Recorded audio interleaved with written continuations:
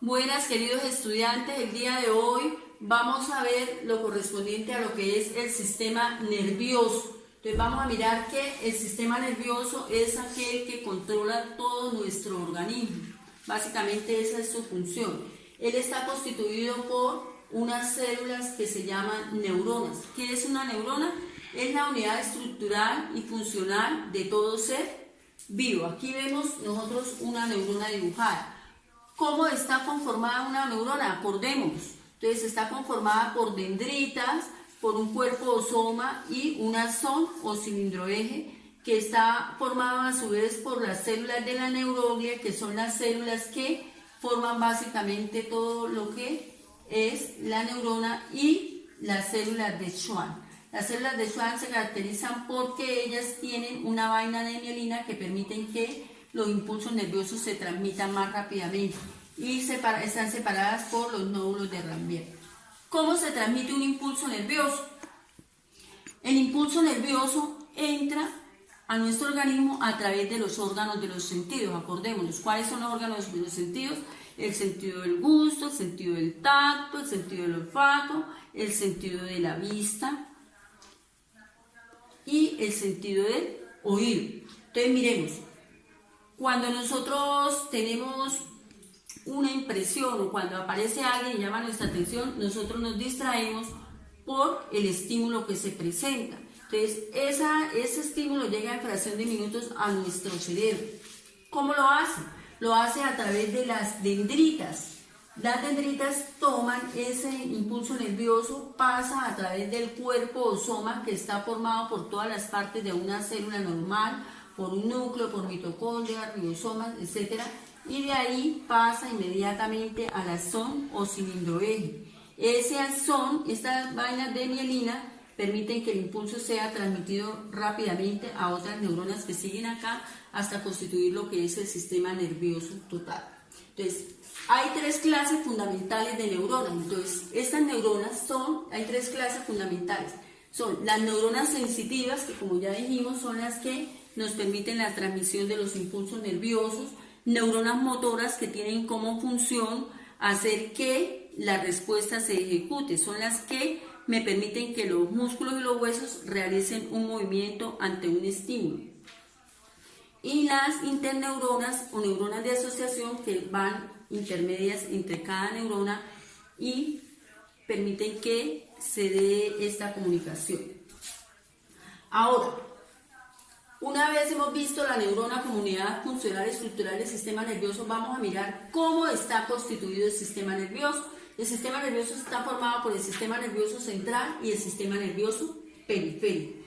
El sistema nervioso central está formado por el encéfalo y la médula espinal. Entonces, recordemos que el encéfalo es toda esta parte que recubre nuestra cabeza, ¿cierto? Y está protegido entonces por el sistema esquelético, por los huesos de la cabeza, que conforman la cabeza. Entonces, dentro del encéfalo vamos a estudiar lo que es como parte fundamentales el cerebelo y el bulbo raquídeo. Y dentro de la médula vamos a mirar que está constituido por la sustancia gris y la sustancia blanca. Entonces, empecemos por estudiar el cerebro. Entonces, miremos, el cerebro es toda esta parte. El cerebro está constituido, entonces tiene acá por los hemisferios cerebrales, tiene un cuerpo calloso. Aquí encontramos glándulas muy importantes como la hipófisis. Encontramos una corteza cerebral, encontramos acá la glándula pineal, encontramos el cerebelo y encontramos acá el bulbo raquídeo. Entonces, ¿el cerebro qué es? El cerebro está constituido por unos pequeños pliegues, como podemos verlos acá, ¿sí? Son estos plieguecitos que se llaman circunvulación, que es el nombre de circunvulación. El cerebro de una persona normal tiene aproximadamente 1400 gramos, tiene forma ovoide. El cerebro es el que controla la parte consciente. En él es donde nosotros tenemos la parte de los pensamientos, como de la inteligencia. Él se encuentra dividido en dos hemisferios por la cisura interhemisférica. Entonces, la cisura interhemisférica lo atraviesa para dividirlo en el hemisferio derecho y el hemisferio izquierdo. Podríamos decir que tenemos básicamente dos cerebros, ¿cierto? El hemisferio derecho es el que se encarga de ¿qué? Se encarga de la parte artística, o sea, todo lo que es la música, el arte, la pintura, y el hemisferio izquierdo es el que se encarga de la parte lógica y de la matemática. Esa es la diferencia entre los dos hemisferios. Él también presenta unas cisuras que son las cisuras de Rolando, de Silver y ya habíamos dicho que la interhemisférica. Además, el cerebro lo encontramos nosotros dividido en 4 lóbulos fundamentales que son el frontal, parietal, temporal y el occipital. Entonces, acá no nos diferenciamos porque es totalmente de lado, ¿cierto? Entonces, lo podemos diferenciar acá en nuestro cuerpo. Entonces, frontal, parietal, temporal y el occipital, que es donde me va a unir acá con la columna vertebral. Ya dijimos que el cerebro es el que me controla toda la parte consciente, la parte de la memoria, la visión, el oído, etc. Ahora, encontramos otra parte también muy importante que es el cerebelo. Lo encontramos en esta parte. El cerebelo se caracteriza porque tiene una forma arborescente o de árbol. Se dice que pues en él se realiza básicamente acá el equilibrio del cuerpo, el control del equilibrio, y va como anexo al oído. Acá encontramos el bulbo raquídeo. Entonces el bulbo raquídeo lo encontramos para acá en esta parte, cerca, allá, acá en esta parte, finalizando, encontramos, dice, puente del bulbo raquídeo. Entonces aquí es donde se encuentran los centros de los vasos vasoconstrictores, todo el centro respiratorio, el centro del oído, etc. Entonces es importante también, y también ayuda a controlar el equilibrio del cuerpo. Esta sería la parte correspondiente al encéfalo. Miremos ahora la médula espinal. Entonces me dice que la médula espinal está formada por una sustancia gris que tiene una forma de H y que está alrededor, se encuentra rodeada por una sustancia blanca. La sustancia gris, ¿para qué me sirve? La sustancia gris se dice que es el centro de acto reflejo. ¿Y qué es un acto reflejo? Entonces, un acto involuntario que se realiza ante cualquier estímulo. Entonces, por ejemplo, si vemos un chico que nos gusta, entonces, al escuchar su voz, nosotros inmediatamente, de una manera involuntaria, volteamos y lo miramos, ¿cierto? ¿Por qué? Porque esto es un acto involuntario. Esto hace que esa información llegue inmediatamente al cerebro para dar una respuesta motora, que es el movimiento. Como decíamos anteriormente, a través de las neuronas, acá, las neuronas sensitivas, entonces hace que esa información me llegue al cerebro y de ahí el cerebro me envía la orden de ejecutar el movimiento con las neuronas motoras. Y la sustancia blanca, entonces, la que me permite la transmisión del impulso nervioso. También encontramos que está formado por el sistema nervioso periférico. El sistema nervioso periférico lo vamos a dividir en sistema nervioso somático y sistema nervioso autónomo. El sistema nervioso somático, entonces encontramos que él actúa fundamentalmente en el encéfalo y la médula espinal. Este es un movimiento, son movimientos voluntarios.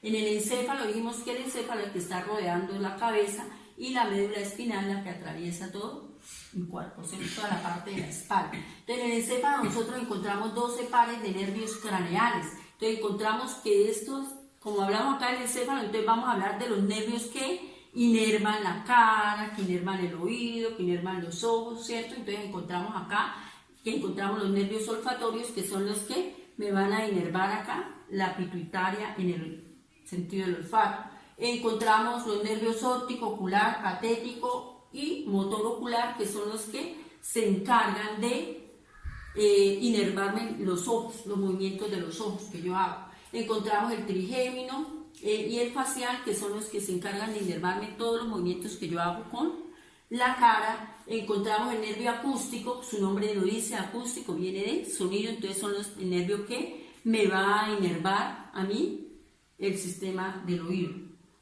El nervio glosofaríngeo, entonces me inerva acá la faringe. El nervio vago, que es el nervio que se encarga entonces de inervar lo correspondiente a lo que es el sistema digestivo, sistema circulatorio y respiratorio. Y encontramos el nervio espinal, que es el que va acá alrededor del cuerpo para permitir inervarme toda la espalda.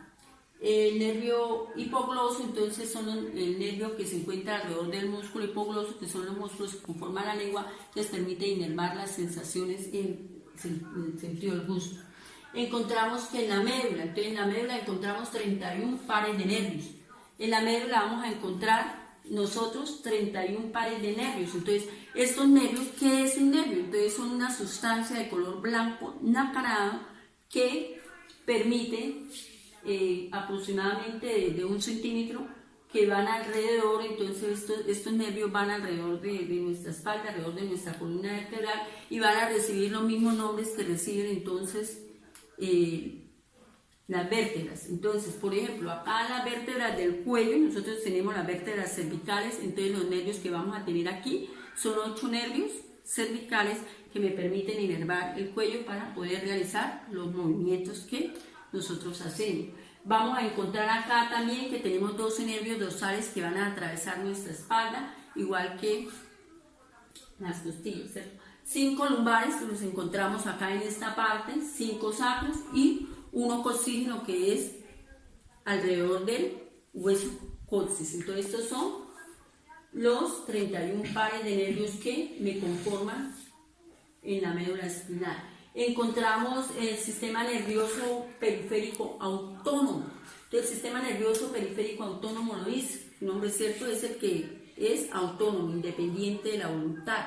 O sea, es un sistema que nosotros no podemos controlar. ¿A qué hace relación? Este también recibe el nombre de sistema nervioso vegetativo. Entonces, hace relación al sistema simpático y al sistema parasimpático.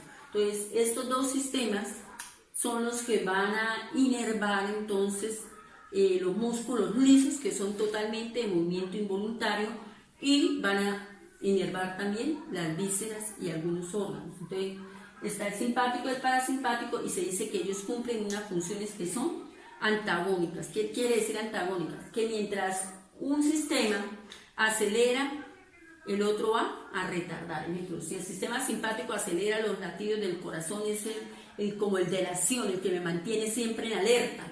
El sistema parasimpático lo que va a hacer es retardar.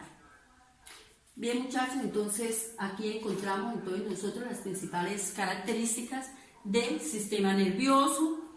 Con esto damos por terminada la clase de hoy. Muchísimas gracias.